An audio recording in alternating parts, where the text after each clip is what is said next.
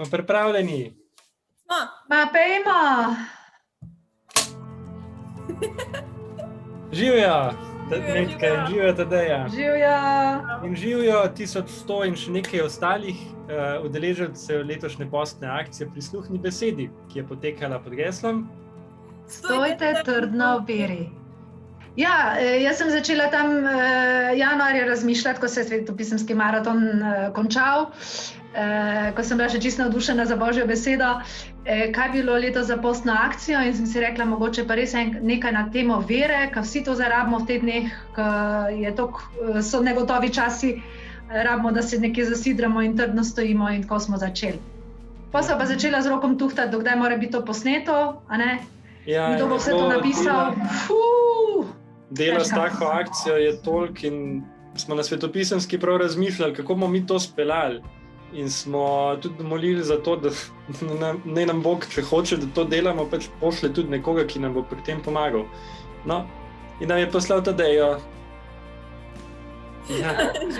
In Tadeja je pripravila kar en lep del teh razmišljanj, ki ste jim lahko vsak dan prisluhnili.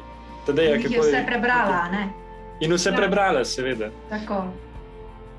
Sestra Metka mi je poslala, kateri odlomki so. In sem tako, wow, ful dober, gremo v to, jaz bi ful rada pisala, to me veseli. In sem bila res takoj za akcijo.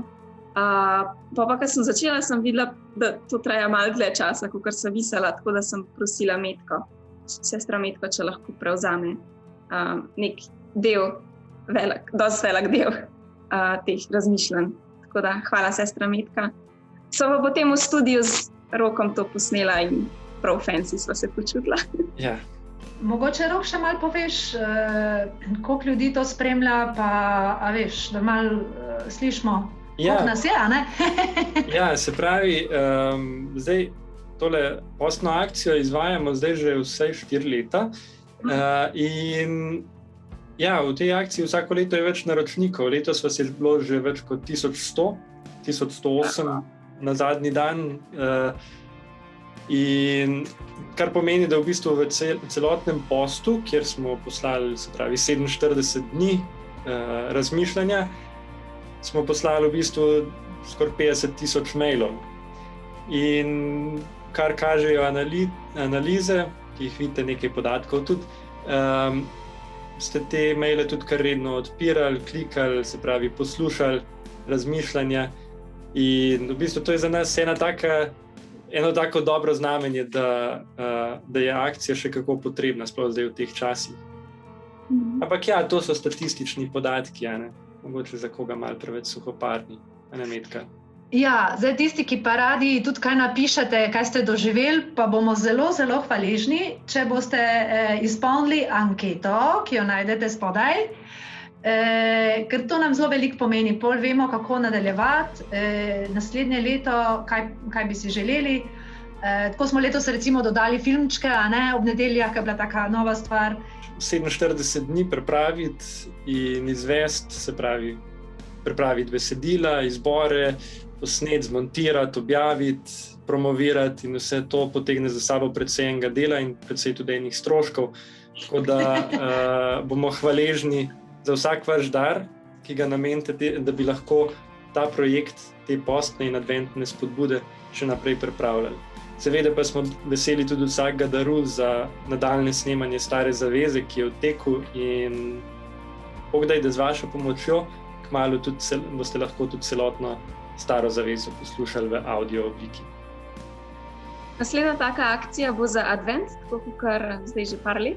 Ampak, če ne morete zdržati do takrat, vam priporočam bralni načrt, ki smo jo izdali letos.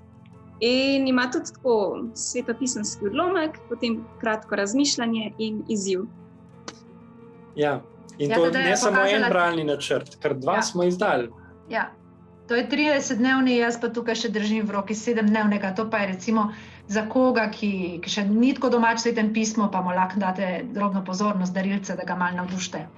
Ja, pa tisle, ki ga je Tadeja imela, ni v hebrejščini, čeprav iz desne proti levi izgleda, samo Zoom je malo kamero obrnil okrog.